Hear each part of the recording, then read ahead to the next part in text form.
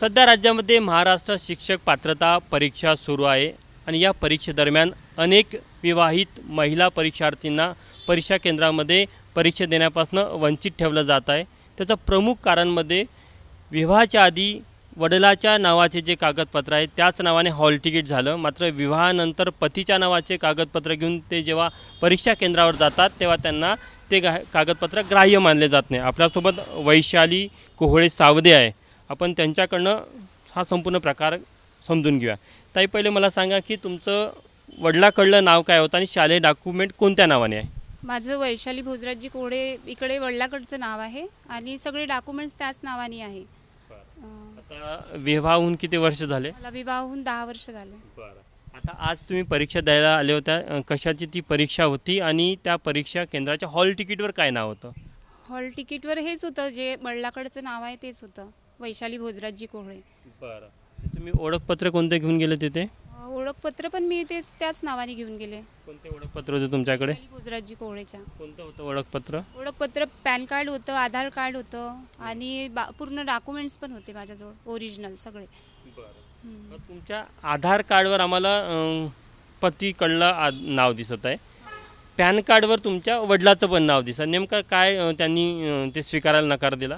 त्यांनी स्वीकारलंच नाही, त्यांना दाखवला मी पण, आम्हाला म्हणे विवाह नोंदणीचंच कार्ड पाहिजे म्हणे ते। त्याचा कुठे उल्लेख होता का हॉल तिकीटवर की तुम्ही? तिकीटवर अजिबात उल्लेख नव्हता, नाहीतर मग आम्ही सर्वांनीच ते घेऊन गेलो असतो ना। तुमच्या परीक्षा केंद्राच्या किती परीक्षार्थी महिला होत्या ज्यांना या समस्येचा सामना करावा लागला? 5-6 महिला होत्या, त्या परत गेल्या। खूप लांबून लांबून आल्या होत्या त्या, कोणी गोंदियाच्या होत्या, कोणी म्हणजे खूप लांबच्या होत्या, चंद्रपूर वगैरे तिकडच्या। किती वर्षापासून तुम्ही परीक्षेची तयारी करताय? मी आता 2-3 वर्ष झाले करत आहे। किती वर्षानंतर परीक्षा असते? ही आता 22 मध्ये झाली होती, आता पुन्हा ही आज संधी गेली त्यामुळे परत 2 वर्ष वाट पाहावी लागेल। हो, संधी गेली आता, मला खूप म्हणजे नर्वस वाटत आहे। बरं, काय वाटते कुणाची चूक आहे? तुम्हाला नीट माहिती दिली नाही, नाहीतर तुम्ही विवाह प्रमाणपत्र आणलं असतं? नीट तिथे म्हणजे मॅरेज सर्टिफिकेटचा उल्लेखच अजिबात केलेला नाही आहे, त्याच्यामुळे बहुतशा अशा महिला आहे की त्यांना कळतच नाही, त्याच्यामुळे ते प्रूफ सगळे नेऊच शकत नाही। त्यांनी ज्या गोष्टीचा उल्लेख केला मध्ये आधार कार्ड असेल, पॅन कार्ड असेल, ड्रायव्हिंग लायसन्स, त्यापैकी तुम्ही 2 कागदपत्र आणले? मी जे 2 नेलेले होते, एक पॅन कार्ड होतं, आधार कार्ड होतं माझ्यासोबत। एक गमतीचा विषय अत्यंत महत्त्वाचा आहे, म्हणजे जर का आपण बघितलं यांचं हॉल तिकीट आपण आधी बघूया। हे जे हॉल तिकीट आहे ना ताई, तुम्ही पकडा हॉल तिकीट, हे बघा, हे हॉल तिकीट आहे ना, एक मिनिट, हां, या हॉल तिकीटवर बघा यांचं जे परीक्षार्थी विद्यार्थी म्हणून यांचं जे नाव आहे ते वडिलाकडं आहे, वैशाली भोजराजी कोहळे, हे वडिलाकडचं आहे, कारण की सर्व शालेय कागदपत्र ह्या मुलींचे वडिलांच्या नावाचीच असतात, त्यामुळे त्याच नावाचं हॉल तिकीट बनलं। यांचं आधार कार्ड जर आपण बघितलं तर ते पतीच्या नावाने, त्यामुळे ती परीक्षा केंद्रावरच्या अधिकाऱ्यांनी ॲक्सेप्ट केलं नाही। मात्र महत्त्वाची गोष्ट की यांचं जर तुम्ही पॅन कार्ड बघाल ना, तर पॅन कार्डवर त्यांच्या वडिलाचं नाव आहे आणि पतीचं नाव देखील आहे। म्हणजे हे पॅन कार्ड जर आपण बघितलं वैशाली रमेश सावदे नावाचं आहे, हे बघा इथे आपल्याला पाहायला मिळते, आणि तिथे खाली वडिलाचं नाव देखील आहे की भोजराजी कोहळे। म्हणजे हे असं कार्ड आहे की या परीक्षार्थी महिला विद्यार्थिनीचा पती कोण, वडील कोण, या सगळ्या गोष्टीचा उल्लेख स्पष्टपणे या आधार कार्ड, जे केंद्र सरकारचं अधिकृत ओळखपत्र म्हणून देखील मानलं जातं, असं असताना देखील त्यांना परीक्षा केंद्रावर आतमध्ये येऊ दिलं नाही, परीक्षापासून वंचित ठेवलेलं। आता काय मागणी आहे तुमची? आता माझी महिला आयोगांना हीच विनंती आहे की महिलांसाठी काहीतरी म्हणजे पॅन कार्डही जरुरी असलं तरी चालेल, बसू दिलं पाहिजे। कॉमन प्रॉब्लेम आहे बहुतांश मुलींना की लग्नाच्या आधी आणि लग्नानंतर कागदपत्राचा। हो, कॉमन प्रॉब्लेम आहे, सर्वांचाच प्रॉब्लेम आहे हा महिलांचा, त्याच्यामुळे विनंती आहे की त्यांना परीक्षा केंद्रावर म्हणजे पॅन कार्ड जरी दाखवलं तरी बसू देण्यात यावे। वैशाली सावदे यांचे पती रमेशजी आपल्यासोबत, तुम्ही विनंती केली तर काय म्हणणं त्यांचं? विनंती केली तर ते म्हणत होते मला की नाही, मला ते विवाह नोंदणीपत्रच पाहिजे, पण त्याला म्हटलं मी त्या 2 तासानंतर मी आणून देतो, त्यांना परीक्षेला बसू द्या, पण ते नाही म्हणे आम्ही परीक्षेला बसू देत त्या म्हणे जवळीक विवाह नोंदणीपत्र राहत नाही। त्याला म्हटलं पॅन कार्डवर भोजराजी कोहळेचं नाव होतं, पण तरी ते सुद्धा नाही म्हणत होते, फक्त विवाह नोंदणीपत्र आणा तुमचं। आणि विवाह नोंदणीपत्राचा कुठे नोट म्हणजे सूचनाच नव्हती की जर की लग्न झालं असेल तर अशा परीक्षार्थींनी विवाह नोंदणी प्रमाणपत्र आणावं? आणि मी त्याला रिक्वेस्ट बी केली, सर बसू द्या म्हटलं.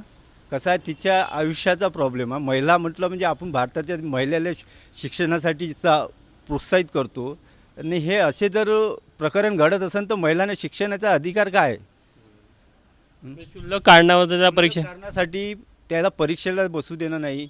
मग या प्रॉब्लेम एकाच महिलाचा नाही, माझ्याच मिसेसचा प्रॉब्लेम नाही, या सगळ्या महिलाचा प्रॉब्लेम. महिला आयुक्तांना मी हेच विनंती करतो, असे जर प्रॉब्लेम असेल त्या व्यक्तीवर अशी कारवाई करायला पाहिजे. जो तिथं अधिकारी आहे त्याच्यावर कारवाई करायला पाहिजे की असे प्रॉब्लेम जेणेकरून घडायला नाही पाहिजे. ज्या महिला आज कमीत कमी 3-4 महिला रिटर्न वापस गेल्या. एक गोंदियाची महिला लढत घरी गेली, आपल्या घरी गेली आणि त्याच्यानंतर मी त्याला रिक्वेस्ट केल्याच्या नंतर बी ते मानायला तयार नाही. त्याने शेवट मी त्याचा व्हिडिओसुद्धा काढायला गेलो ह्या गोष्टीचा, तर त्यानं माझा मोबाईल जप्त करायची धमकी. मला एक सांगा, मला हे म्हणायचं आहे की म्हणजे एक संधी होती निघून गेली. एक संधी होती माझ्यासाठी ही, आता माहिती नाही म्हणजे कधी येईल तर काही चान्स नाही. बरं, तुम्हाला काय वाटते की हे असे सामान्यतः प्रत्येक महिलांसोबत या अडचणी येतात की वडिलांच्या घरचे कागदपत्र आणि पतीच्या नंतरचे कागदपत्र येतातच. आणि हा प्रॉब्लेम म्हणजे विवाह नोंदणीचं डॉक्युमेंट्स मला तर वाटते पाहिजेच नाही. म्हणजे यामध्ये आणखी एक असतं की आधार कार्ड तुमचा ठीक आहे की वडिलाच्या नावाने नव्हता, पतीच्या नावाने आहे, पण पॅन कार्डवर असताना तुम्ही विनंती केली, त्यांचं काय म्हणणं होतं? विनंती केली तरी तुम्ही इथून निघून जा म्हणे आम्हाला स्पष्ट, आता आम्ही बसू देत नाही म्हणे. ते शेवटी महिला आयोगाने कुठेतरी याची दखल घ्यायला पाहिजे. महिला आयोगांनी याची दखल घेतली पाहिजे असं वाटते मला. परीक्षा केंद्रात नाव, हा संपूर्ण प्रकार कोणत्या केंद्रात? आज जो प्रकार घडला हा संचेती पब्लिक स्कूलचा मानेवाडाचा प्रकार आहे हा स्कूलमधला. तर मला जे टेट एक्झाम देऊ शकली नाही मी या कारणाने, तर मला पुढची म्हणजे येणाऱ्या तारखेला बसू द्यावं असं माझी विनंती आहे. कारण की अशा अनेक महिला ज्यांना या अशा प्रकारे वंचित ठेवण्यात आलं, तर त्यांना सर्वांना मिळालं पाहिजे.